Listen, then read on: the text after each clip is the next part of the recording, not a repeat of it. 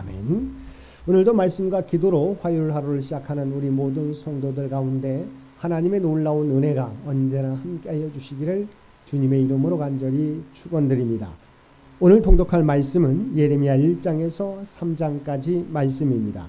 그리고 오늘 살펴볼 말씀은 1장과 3장의 말씀입니다. 예레미야서의 말씀을 다루기에 앞서서 예레미야서가 다른 예언서들과 비교해서 어떤 시대적 상황에서 쓰여졌고 어떤 위치를 차지하는지를 먼저 살펴보겠습니다. 구약 선지서들은 대부분 분열 왕국 시대 말기 및 포로 시대를 그 역사적 배경으로 하고 있는데 그 분량에 따라서 앞에 나오는 5권의 책을 대선지서로 그 뒤를 따르는 12권의 책을 소선지서로 분류합니다.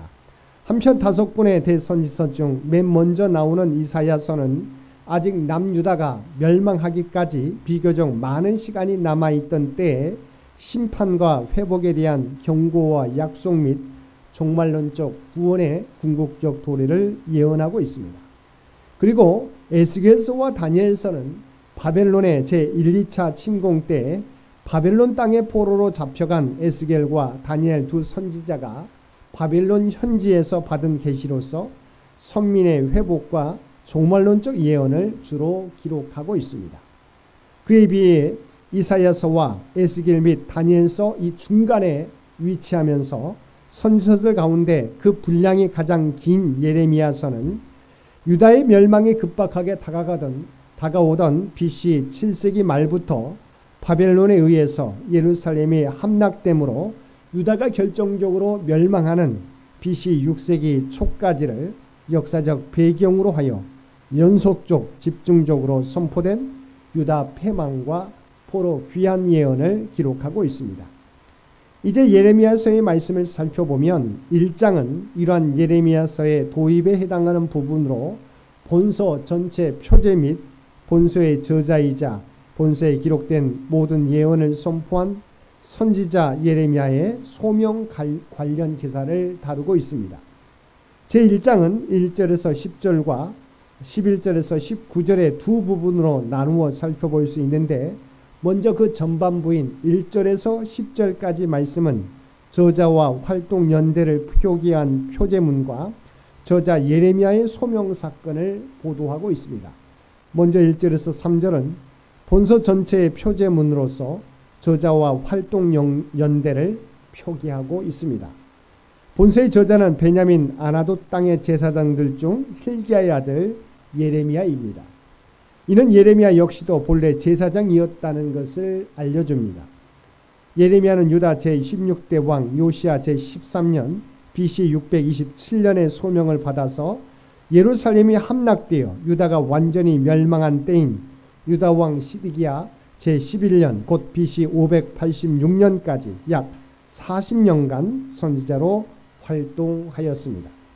그리고 예레미야는 예루살렘이 멸망한 후에도 죽거나 포로로 끌려가지 않고 생존하였으나 예루살렘 멸망 직후에 애굽으로 피신한 일단의 무리에 의해서 예굽으로 끌려가 그곳에서 생을 마감한 것으로 추정되고 있습니다. 다음 4절에서 10절은 예레미야의 소명 기사를 다루고 있습니다.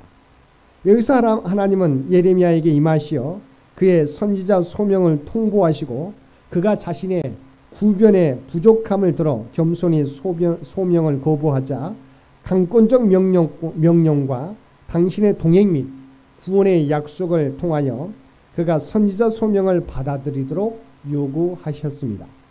그리고 당신의 손을 예레미야의 입술에 대는 상징적 행위를 통하여 당신의 말씀을 그에게 위임하셨음을 밝히시고 내가 오늘 너를 여러 나라와 여러 왕국 위에 세워 내가 그것들을 뽑고 파괴하며 파멸하고 넘어뜨리며 건설하고 심게 하였느니라고 하시므로 그의 사역이 죄악된 열방에 대한 심판과 그 심판 후에 하나님의 구원과 회복에 관하여 예언하는 것이 될 것임을 선언하시고 있습니다.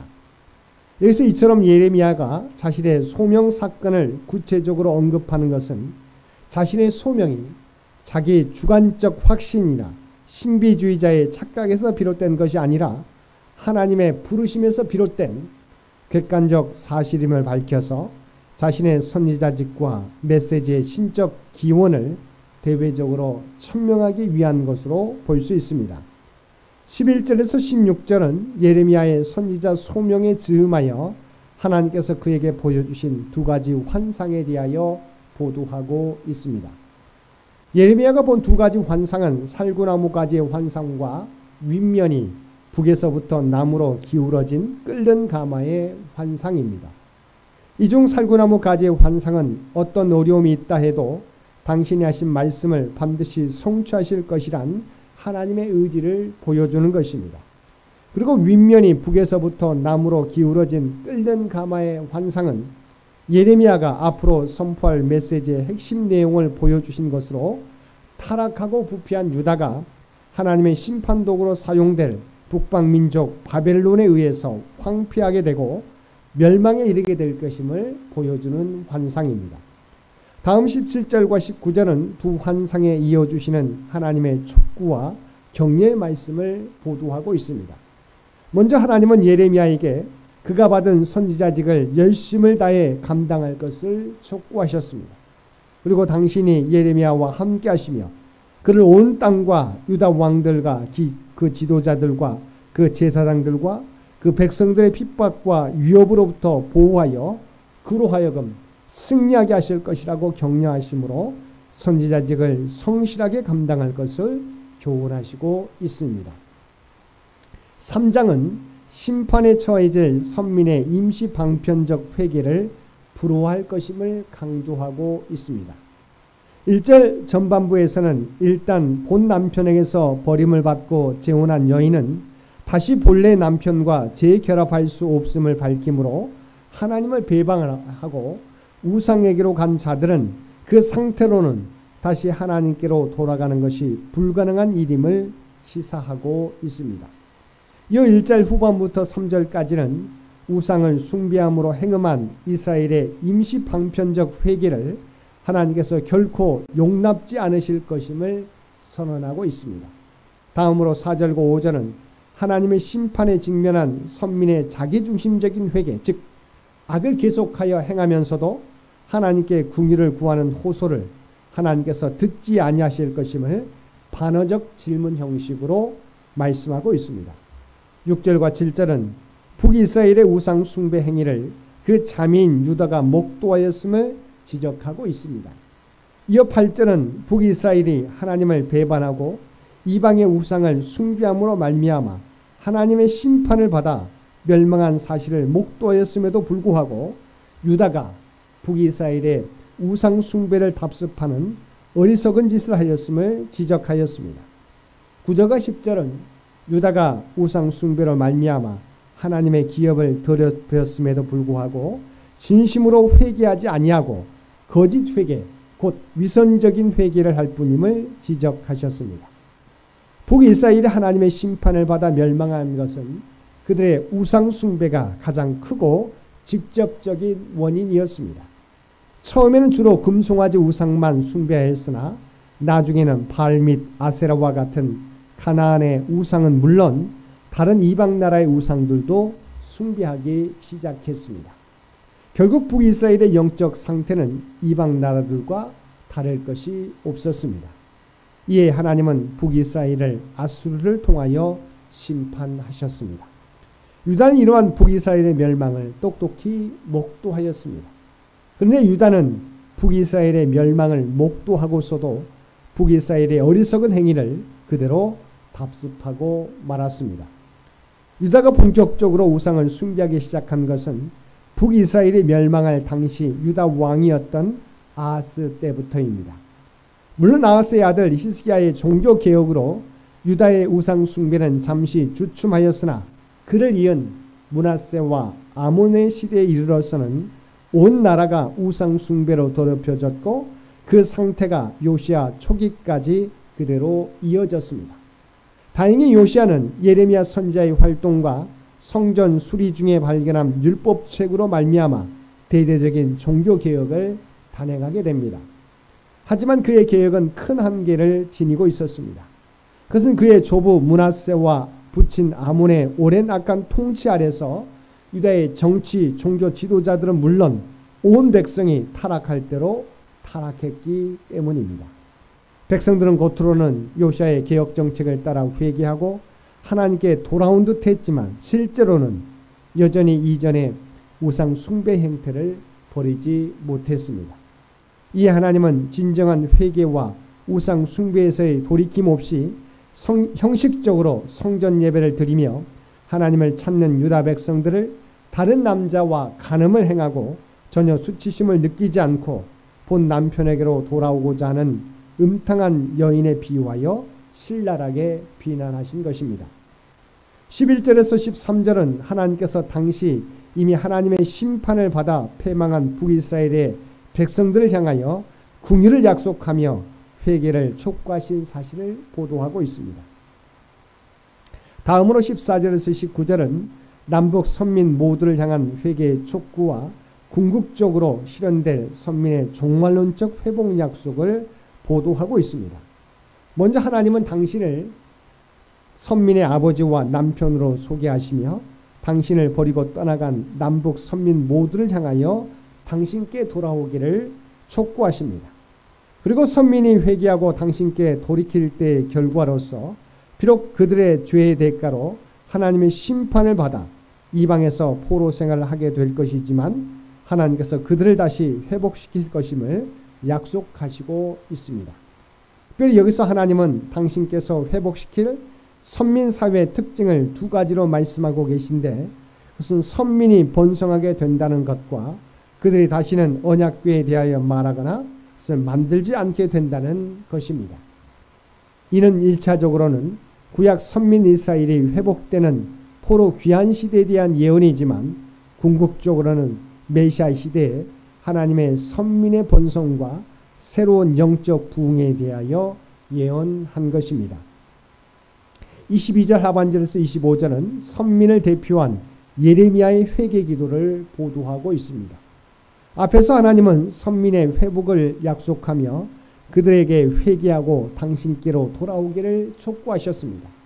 이에 예레미야는 선민을 대표해서 하나님께 회개 기도를 한 것입니다. 여기에 보면 예레미야는 먼저 하나님을 유일한 참 구원자로 고백하는 신앙 고백을 합니다. 그리고 선민의 만연한 우상 숭배와 불순종에 대하여 회개의 기도를 올립니다. 이러한 예레미야의 회개 기도는 진실한 것이었습니다. 그러나 예레미야는 진심으로 회개하였지만 그것이 곧 선민 전체의 회개는 아니었습니다. 그들은 예레미야의 회개 기도와 상관없이 여전히 우상 숭배에 집착하며 하나님을 등진 죄악된 삶을 살고 있었습니다. 물론 겉으로 보면 그들도 요시아의 종교 개혁을 따라 성전 예배를 회복하고 하나님께 용서를 구하는 기도를 드리기도 하였습니다. 문제는 그들의 회개가 위선적인 것이었다는 것입니다. 즉 그들은 입으로는 회개하였지만 행동으로는 여전히 우상 숭배의 길에서 돌이키지 않은 것입니다.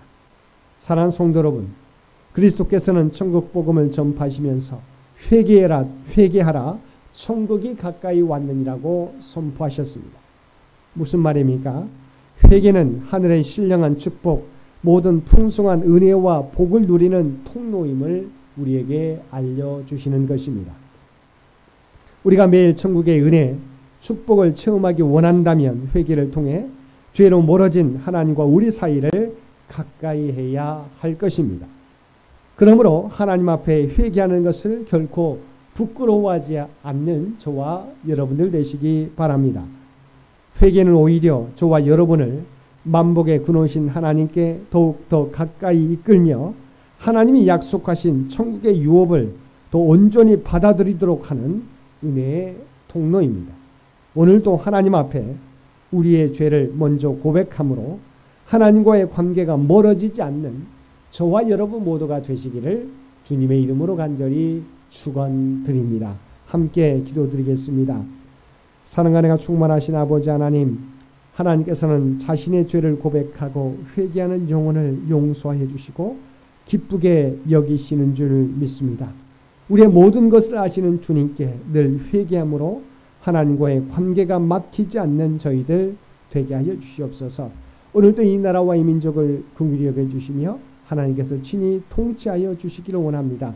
100주년을 준비하며 나아가는 창현재단을 기억하여 주시고 오직 하나님의 기쁨이 되며 하나님의 뜻과 영광을 나타내는 창현재단이 되게 하여 주시옵소서. 특별히 올로 장로님과 연로하신 권사님 모든 성도들을 눈동자와 같이 지키시고 보호하여 주시기 원합니다. 특별히 환우들 가운데는 놀라운 치유와 회복의 역사를 허락하여 주시옵소서. 김영신 권사님 어려운 치료 과정을 밟고 있습니다. 그 모든 치료 과정을 능히 감당하고도 이겨나갈 수 있도록 그래서 힘과 능력으로 붙들어 주시옵소서.